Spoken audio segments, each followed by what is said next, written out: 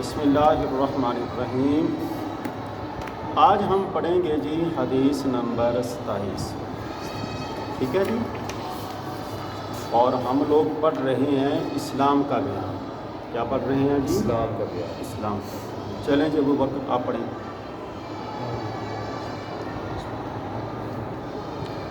عن اسامة بن زید بن حارثة رضی اللہ عنہما قال بعثنا رسول اللہ صلی اللہ علیہ وسلم إلى الحرقة من جهينة فصبحنا القوم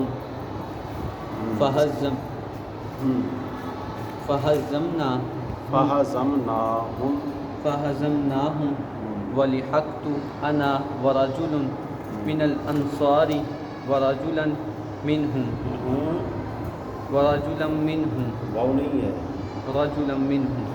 فلما غشينا قال لا إله إلا الله فكف عنه الأنصاري وطعنته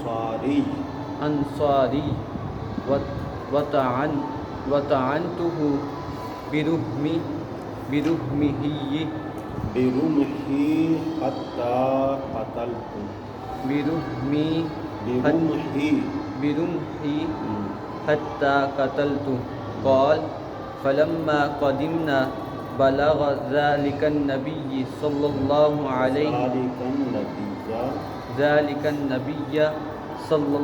عليه وسلم فقال لي يا أسامة أقتلته بعدما قال لا إله إلا الله قال قلت يا رسول الله إنما كان متعوذا قال فقال أقتلته بعدما قال لا إله إلا الله قال فما زال يكررها علي حتى تمنيت أني لم أكن أسلمت قبل ذلك اليوم متفق عليه۔ آگے پڑھیں جی آپ۔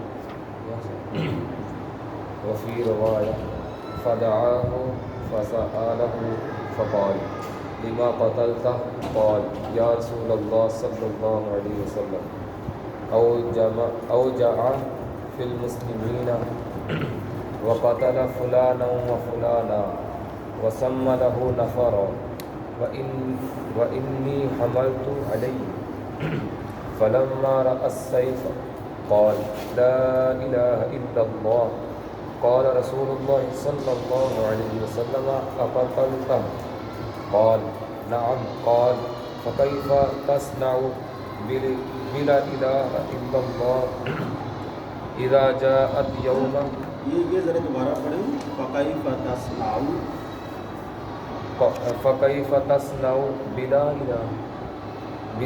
إله إلا الله إذا جاءت يوم القيامة قال يا رسول الله استغفر لي قال وكيف تصنع بلا إله إلا الله إذا جاءت يوم القيامة قال فجعل لا يزيده على أن يقول كيف تصنع بلا إله إلا الله إذا جاءت يوم القيامة متفق عليه۔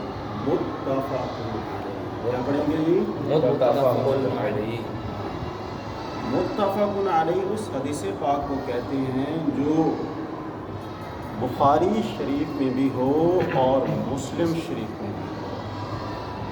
متفق علیہ کس حدیث پاک کو کہتے ہیں؟ جو بخاری میں بھی ہو اور مسلم میں بھی۔ یہ آپ نے یاد رکھنا ہے، وہ حدیث پاک جو بخاری شریف میں بھی ہو اور مسلم شریف میں بھی ہو۔ اچھا، حضرت اسامہ بن زید بن حارثہ رضی اللہ عنہما سے روایت ہے۔ حضرت اسامہ بن زید بن حارثہ رضی اللہ عنہما یہ عنہما کیوں کہا گیا ہے؟ کہ والد بھی صحابی، ان میں کون کون صحابی ہیں یہ بتائیں ذرا۔ زید بن حارثہ، غلام بن ابی بکر، اچھا، اور کون صحابی ہیں؟ حضرت حارثہ، اور دو صحابی۔ ہاں جی، عنہما کا مطلب ہے کہ یہاں پہ نا نام یہاں پہ کتنے ہیں؟ 3 ہیں، اسامہ، زید اور حارثہ، لیکن ان میں 2 صحابی رسول ہیں۔ اب آپ بتائیں وہ کون کون سے؟ حضرت اسامہ اور حضرت زید۔ ہاں، حضرت اسامہ اور حضرت زید۔ یہ حارثہ جو ہیں یہ مسلمان نہیں تھے، یاد رکھیں، حارثہ جو تھے یہ مسلمان نہیں تھے۔ اچھا، یہ جو زید بن حارثہ ہیں، یہ زید بن حارثہ جو ہیں یہ السابقون الاولون میں ہیں، اور انہوں نے مردوں میں تیسرے نمبر پر دین اسلام کو قبول کیا ہے۔ یہ جو زید بن حارثہ ہیں یہ السابقون الاولون میں ہے، اور انہوں نے مردوں میں تیسرے نمبر پہ دین اسلام کو قبول کیا۔ پہلے نمبر پہ کون ہے؟ دوسرے نمبر پہ حضرت علی، شاباش، سیدنا علی المرتضیٰ۔ کیا کہنا ہے؟ سیدنا علی ہاں، سیدنا کا لفظ جو ہے وہ زیادہ بہتر ہے، حضرت کی بجائے بھی نا سیدنا کا لفظ جو ہے وہ زیادہ بہتر ہے۔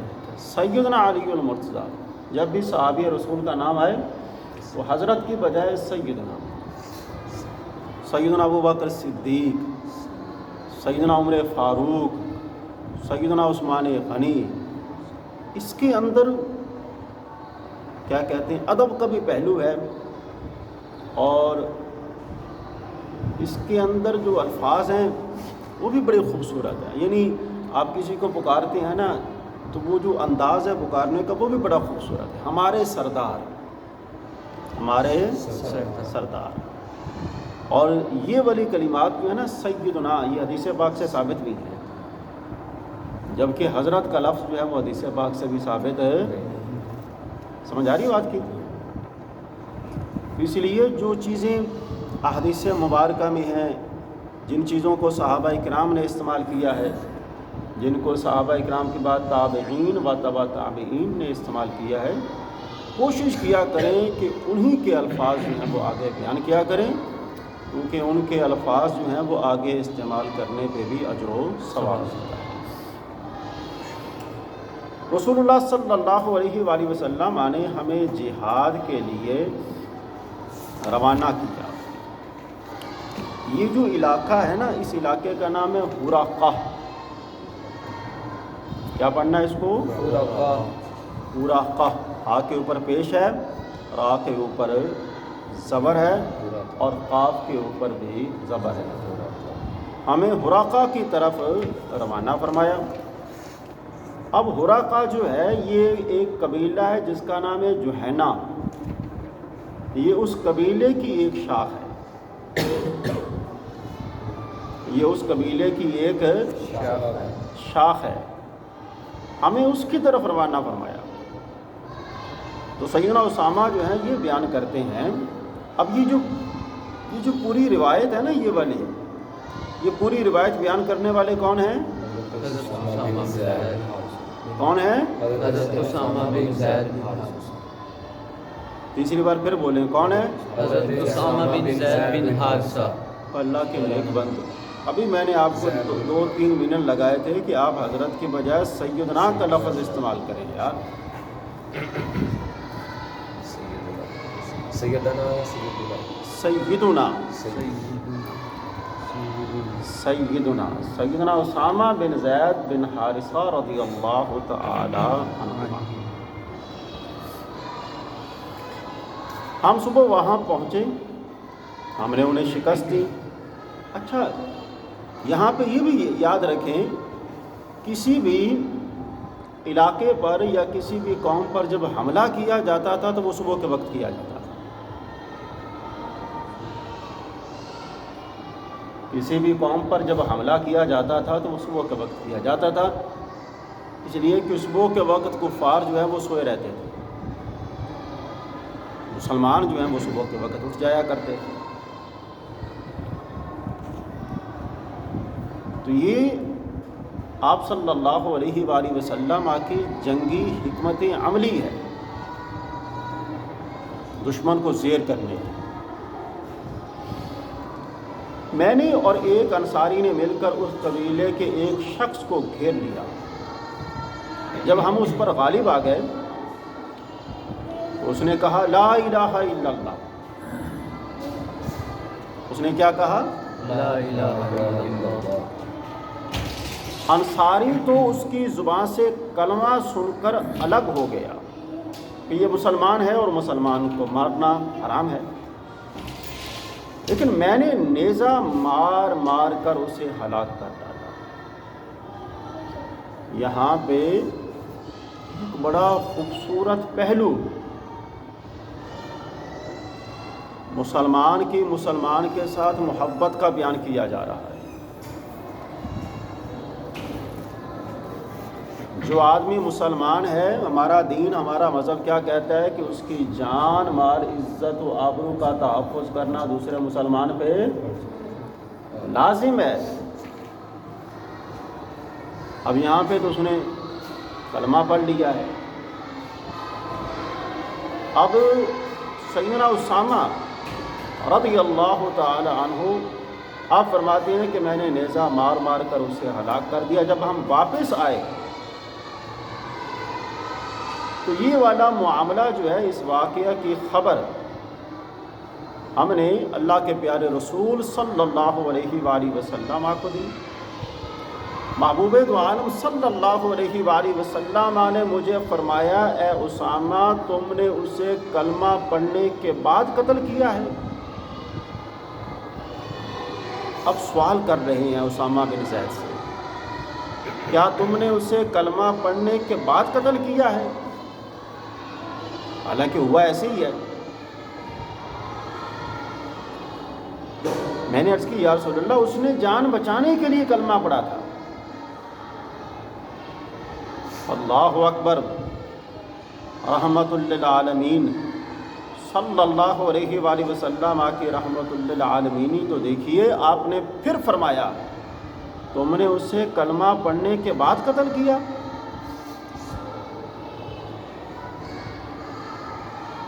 دوبارہ سوال کرنا جو ہے یہ اس معاملے کی نزاکت کو بیان کر رہا ہے کہ یہ معاملہ معمولی معاملہ نہیں ہے، بہت بڑا معاملہ ہے۔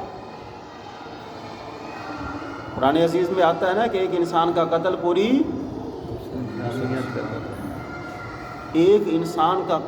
انسانیت کا اور ایک انسان کو بچانا پوری انسانیت کو بچانا۔ حضور سرور دو عالم صلی اللہ علیہ وآلہ وسلم بار بار یہ کلمات دہرا رہے تھے، کیا تم نے اسے کلمہ پڑھنے کے بعد قتل کیا ہے؟ اور میں افسوس کر رہا تھا کہ کاش آج سے پہلے اسلام نہ لایا ہوتا، کہ مجھ سے تو اتنا بڑا گناہ جو ہے وہ سرزد ہو گیا، اتنا بڑا گناہ سرزد ہو گیا ہے کہ اس سے تو بہتر تھا کہ میں اسلام ہی نہ لایا ہوتا۔ یعنی اسلام تو لایا ہوتا لیکن اس واقعہ کے بعد میں اسلام قبول کرتا تو وہ میرے لیے زیادہ بہتر تھا۔ یہ واقعہ جب ہو جاتا یہ سارے کا سارا معاملہ، یعنی میرے ہاتھ سے یہ والا عمل نہ ہوتا۔ دوسری روایت کے اندر ہے محبوب دو عالم صلی اللہ علیہ وآلہ وسلم، اور یہ جو دوسری روایت ہے نا، یہ جو ہم آگے جو ہے وہ پڑھ رہے ہیں، یہ دوسری روایت بھی بخاری شریف میں بھی ہے اور مسلم شریف میں بھی۔ پہلی روایت کے آخر میں لکھا ہوا ہے نا متفق علیہ، اور دوسری روایت کے آخر میں بھی لکھا ہوا ہے متفق علیہ۔ دوسری روایت میں ہے، اور دوسری روایت کو بیان کرنے والے بھی سیدنا اسامہ بن زید ہیں۔ محبوب دو عالم صلی اللہ علیہ وآلہ وسلم نے حضرت اسامہ کو بلا کر دریافت کیا کہ تم نے اسے کیوں قتل کیا؟ عرض کیا یا رسول اللہ اس نے مسلمانوں کو تکلیف دی، چند صحابہ اکرام کا نام لے کر بتایا کہ فلاں فلاں کو اس نے شہید کیا ہے، میں نے اس پر حملہ کیا، جب اس نے تلوار دیکھی تو فوراً کہا لا الہ الا اللہ۔ رسول اللہ صلی اللہ علیہ وآلہ وسلم نے فرمایا تم نے اسے قتل کر دیا؟ عرض کیا جی حضور۔ فرمایا جب روز قیامت لا الہ الا اللہ کا کلمہ آئے گا تو تم اس کا کیا جواب دو گے؟ دیکھیں، جب کوئی آدمی دین اسلام کی قبولیت سے پہلے جتنا مرضی گناہ گار ہو، لیکن جب وہ دین اسلام کو قبول کر لیتا ہے تو دین اسلام اس کے پچھلے تمام کے تمام گناہوں کو معاف فرما دیتا ہے۔ اب صحابی رسول وہ یہ بیان فرماتے ہیں کہ اس نے فلاں فلاں کو شہید کیا، اور اس کے بعد جب اس نے تلوار دیکھی تو فوراً اس نے کلمہ پڑھ لیا۔ تو محبوب دو عالم صلی اللہ علیہ وآلہ وسلم فرماتے ہیں کہ جب روز قیامت لا الہ الا اللہ کا کلمہ آئے گا اور یہ پوچھے گا کہ بتاؤ اس نے تو مجھے پڑھا تھا، اور جو آدمی مجھے پڑھتا ہے تو میرے پڑھے جانے کا تقاضا یہ ہے کہ اس کی جان مال عزت دوسرے مسلمان پہ حرام ہے۔ اب آپ بتائیے، اب آپ اس کا کیا جواب دیں گے؟ عرض کیا یا رسول اللہ پھر آپ میرے لیے استغفار کیجیے۔ اللہ اکبر! یہ صحابہ اکرام کی تعلیم اور تربیت کا انداز دیکھیے۔ یہ انداز تعلیم و تربیت ہمیں بڑوں کے ساتھ بات کرنے کا انداز سکھاتا ہے کہ بڑوں کے ساتھ بات کیسے کی جاتی ہے۔ غلطی ہو جائے، کوتاہی ہو جائے تو غلطی اور کوتاہی ہو جانے کے بعد اپنی معافی جو ہے وہ کیسے مانگی جاتی ہے۔ یا رسول اللہ میرے لیے استغفار کیجیے۔ آپ صلی اللہ علیہ وآلہ وسلم نے پھر فرمایا جب روز قیامت لا الہ الا اللہ کا کلمہ آئے گا تو تم اس کا کیا جواب دو گے؟ حضور بار بار یہی کلمات دہراتے رہے کہ جب قیامت کے دن لا الہ الا اللہ کا کلمہ آئے گا تو تم اس کا کیا جواب دو گے؟ مطلب یہ ہے کہ یہ عمل جو ہے یہ معمولی نہیں ہے، بہت بڑا عمل ہے۔ ایک روایت کے اندر جو میں نے بھی پڑھی ہے وہ یہاں پہ بیان نہیں کی گئی، آپ صلی اللہ علیہ وآلہ وسلم جب اس واقعے کو سن رہے تھے تو آپ کی آنکھوں سے آنسو رواں تھے،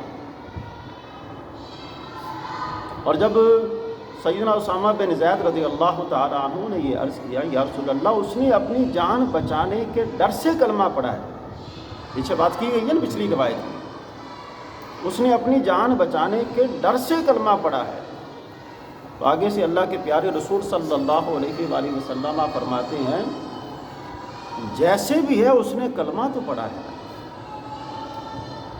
چاہے اپنی جان بچانے کے ڈر سے کلمہ پڑھا ہو، اس نے کلمہ تو پڑھا ہے۔ اب کلمہ پڑھے جانے کا تقاضا یہ ہے اس کا ادب کیا جائے، اس کا احترام کیا جائے۔ ہم اگر اپنے آس پاس کے لوگوں کو دیکھیں تو آپ کو اندازہ ہوگا، میرا نہیں خیال کہ کوئی بھی آدمی جو ہے وہ کلمہ نہ پڑھتا ہو، اور اگر وہ کلمہ پڑھتا ہے تو ہمیں جو ہے اس کے اوپر بات کرنے کا کوئی حق نہیں۔ دوسری بات، اگر کلمہ پڑھے جانے کے بعد اگر وہ شاعر اسلام کو برا بھلا کہتا ہے تو پھر اس کے اوپر بات کرنا جو ہے یہ ایک مسلمان کی غیرت ایمانی کا تقاضا ہے۔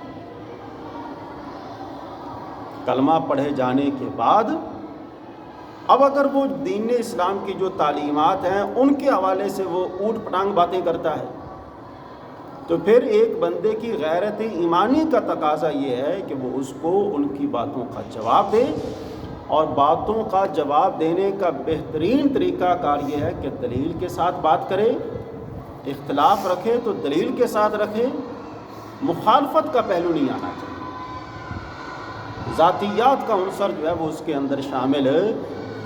آپ اس کی رائے سے اختلاف کر سکتے ہیں لیکن آپ اس کی ذات جو ہے اس کو مخالفت کا مرکز جو ہے وہ نہیں بنا سکتے۔ اگر کوئی آدمی ایسی بات کرتا ہے تو خود جو ہے وہ قانون ہاتھ میں لینے کی بجائے قانون کا سہارا لیں اور ان کو بتلائیں کہ یہ آدمی یہ باتیں کر رہا ہے اور یہ باتیں جو ہیں وہ دین اسلام کی تعلیمات کے خلاف ہیں۔ جس طرح بھی قربانی کے اوپر بڑی عجیب و غریب باتیں کی گئیں، ان کا بہترین طریقہ کار یہ ہے کہ جنہوں نے باتیں کی ہیں ان کو ذرا قانون کے حوالے کیا جائے، قانون سے کہا جائے یہ معاملہ ہے، آپ اس کے ذرا پوچھیے۔ یہ تو دین اسلام کی جو تعلیمات ہیں انہی میں سے ہیں، اور یہ صاحب جو ہیں، صاحب یا صاحبہ جو ہیں وہ فرما رہی ہیں کہ یہ دین اسلام کی تعلیمات نہیں ہیں، تو آپ ذرا ان سے پوچھیے، ان کو سمجھائیے تاکہ یہ والے لوگ جو ہیں وہ راہ راست پہ آ سکیں۔ ٹھیک ہے جی۔ اب اس پوری حدیث پاک کا جو عنوان ہے، جو خلاصہ ہے، وہ ہمیں یہ ملتا ہے کہ ایک مسلمان کی جان، مال اور عزت و آبرو کتنی قیمتی ہے۔ دیکھیں اللہ کے پیارے رسول صلی اللہ علیہ وآلہ وسلم کا بار بار یہ کہنا، کیا تم نے اسے قتل کیا ہے؟ کیا تم نے اسے کلمہ پڑھنے کے بعد قتل کیا ہے؟ اور دوسری روایت کے اندر جب قیامت کے دن لا الہ الا اللہ کا کلمہ آئے گا اور وہ پوچھے گا کہ تم اس کو کیا جواب دو گے؟ یہ دونوں کی دونوں روایات جو ہیں یہ بتا رہی ہیں کہ یہ قتل جو ہے یہ معمولی نہیں ہے، بہت بڑا قتل ہے۔ تو اس سے یہ اندازہ ہوتا ہے کہ اسلام جو ہے یہ بہت بڑی دولت ہے، اتنی بڑی دولت ہے کہ کل کائنات کے اندر آپ کو اسلام جیسی دولت نہیں ملے گی۔ کل کائنات کے اندر اسلام جیسی دولت نہیں ملے گی۔ تو اسلام جیسی دولت کی قدر کیجئے، رب کا شکر ادا کیجئے اور اس بات پر فخر بھی کیجئے۔ شکر بھی اسی بات پر ہے کہ ہمارا تعلق جو ہے وہ دین اسلام کے ساتھ ہے، اور فخر بھی اسی بات کے اوپر ہے کہ ہم کتنے خوش نصیب ہیں کہ ہم مسلمان ہیں۔ چلیں جی، آج کے لیے اتنا ہی۔ جی